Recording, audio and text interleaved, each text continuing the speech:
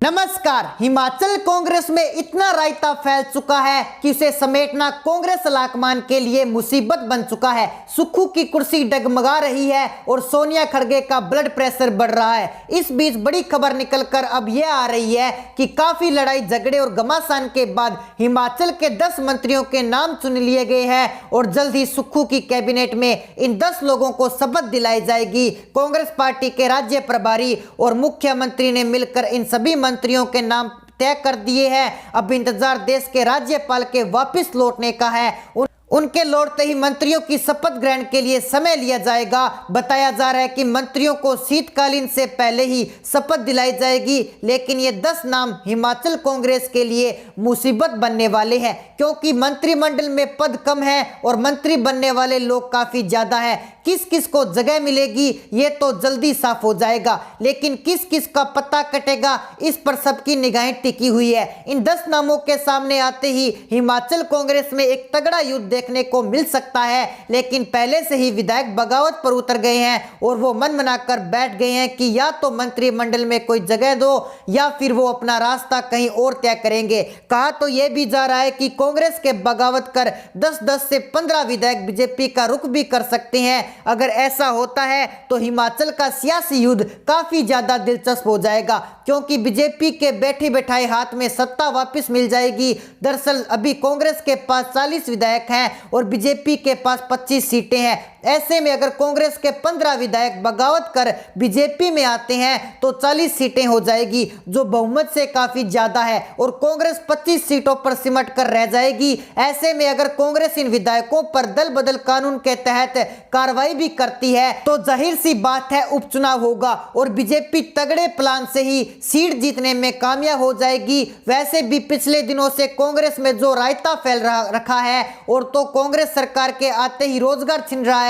Adani group में अपने 2 बड़े कंपनियों को हिमाचल में बंद कर दिया है। उससे तो यहाँ की जनता चंद दिनों में ही कांग्रेस से परेशान हो गई है, जिसको नतीजा कांग्रेस का महंगा पड़ सकता है। यानी कि अब युद्ध नहीं महायुद्ध कांग्रेस में छिड़ने वाला है, क्योंकि लाल बत्ती की जंग में कई ऐसे नेता खड़े हैं जो चुनाव जीतने के बाद से दिल्ली में सोनिया गांधी के घर के बाहर डेरा डाले हुए हैं। यानी कि हिमाचल में 10 मंत्री और विधानसभा अध्यक्ष के अलावा उपाध्यक्ष पद के लिए कांग्रेस विधायक में गेमागेमी शुरू हो चुकी है। सिरमौर, बिलासपुर, किन्नौर, कुल्लू, चंबा, सोलन, शिमला, कांगड़ा जिले से कांग्रेस विधायक ताल ठोक चुके हैं। सिरमौर से हर्षवर्धन चौहान, बिलासपुर से राजेश धर्मानी, कुल्लू से सुंदर सिंह राठौड़ और चंबा से कुलदीप पठानिया, किन्नौर से जगत सिंह नेगी, मंडी से चंद्रशेखर और सोनल से धनीराम सांडिल का नाम लगभग तय माना जा रहा है। लेकिन अभी कांगड़ा और शिमला जिले के लेकर पेच फंस चुका है। यहाँ से विक्रमादित्य सिंह,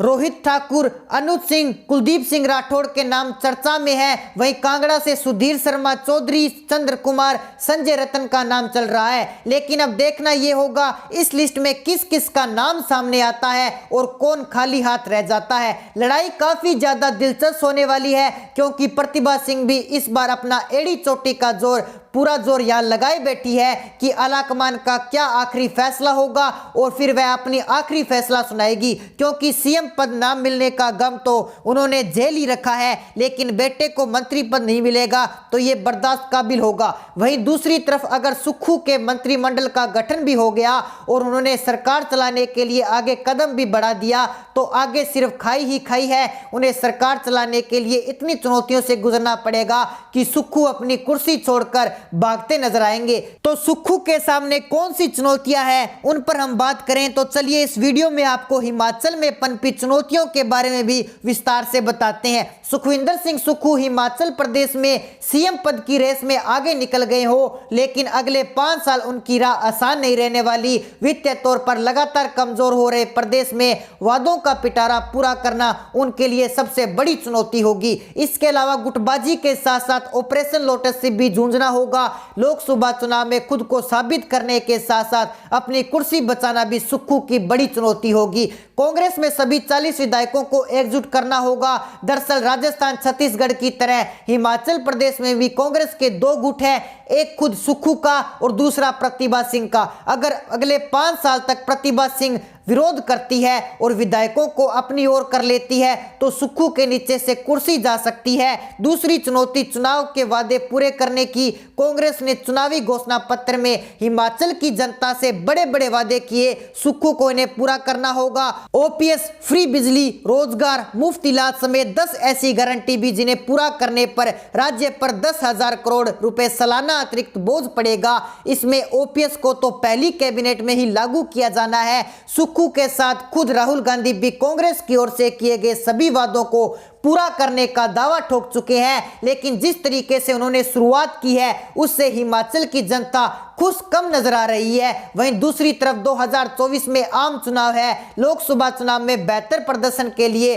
अभी से सुक्खू को कमर कसनी होगी। प्रदेश में 4 लोकसभा सीटें हैं जिनमें से 3 बीजेपी के पास है। महज 1 सीट पर ही कांग्रेस का कब्जा है। ऐसे में सुक्खू के सामने ऐसे फैसलों को लेना चुनौती होगी जिससे कांग्रेस का जनाधार बढ़े। आम जनता के बीच कांग्रेस का प्रभाव बनाए रखने के लिए मेहनत करनी होगी। जनता के बीच प्रभाव बनाए रखने में सफल होते हैं तो लोकसभा में कांग्रेस की सीटें बढ़ सकती है। वहीं हिमाचल के वित्तीय हालात बेहद खराब हो चुके हैं। ऐसे में सुक्खू के वादे पूरे करने के लिए प्रदेश की आर्थिक स्थिति को मजबूत करना होगा। 31 मार्च 2022 के आंकड़े के मुताबिक हिमाचल प्रदेश में तकरीबन 70,000 करोड़ रुपए का कर्ज है। ऐसे में कांग्रेस की ओर से किए गए वादों को पूरा करने से प्रदेश के हालात और खराब हो सकते हैं। राज्य विधानसभा में 2020-21 के लिए पेश की गई कैब की नवीनतम रिपोर्ट की माने तो 39% अगले 2 से 5 सालों में चुकाया जाना है, जो हिमाचल के लिए बहुत बड़ी चुनौती होगी, क्योंकि कांग्रेस की सरकार आते ही कई उद्योगपतियों ने हिमाचल से अपना कारोबार हटाना शुरू कर दिया है। हालात अभी से बता रहे हैं कि कांग्रेस की यहाँ 5 सालों तक सरकार टिकना काफी ज्यादा मुश्किल है। चाहे जितने भी जतन किए जाएं सब फेल साबित होंगे और सुक्खू की कुर्सी जानी तय मानी जा रही है। लेकिन इसी बीच रानी प्रतिभा सिंह, जिसका हिमाचल के अंदर काफी दबदबा रहा है, उनको लग रहा था कि सीएम पद के लिए उन्हें चुना जाएगा और उनके बेटे विक्रमादित्य सिंह को डिप्टी सीएम के लिए चुना जाएगा। लेकिन ऐसा ना होकर कांग्रेस लाकमान ने सीएम पद के लिए सुखविंदर सिंह सुक्खू को चुना गया, जिससे रानी प्रतिभा सिंह नाराज हो चुकी है और वो अपनी घोर बेइज्जती का बदला लेने के लिए अपने समर्थक व 15 विधायकों के साथ सड़कों पर उतर चुकी है और कांग्रेस लाकमान के खिलाफ नारेबाजी करने लगी है, जिससे गांधी परिवार को डर सताने लगा है कि अगर रानी प्रतिभा सिंह को कोई हाई लेवल का पद नहीं दिया गया तो फिर ये 15 विधायक भारतीय जनता पार्टी का दामन भी थाम सकते हैं, जिससे हिमाचल में कांग्रेस पार्टी के ऊपर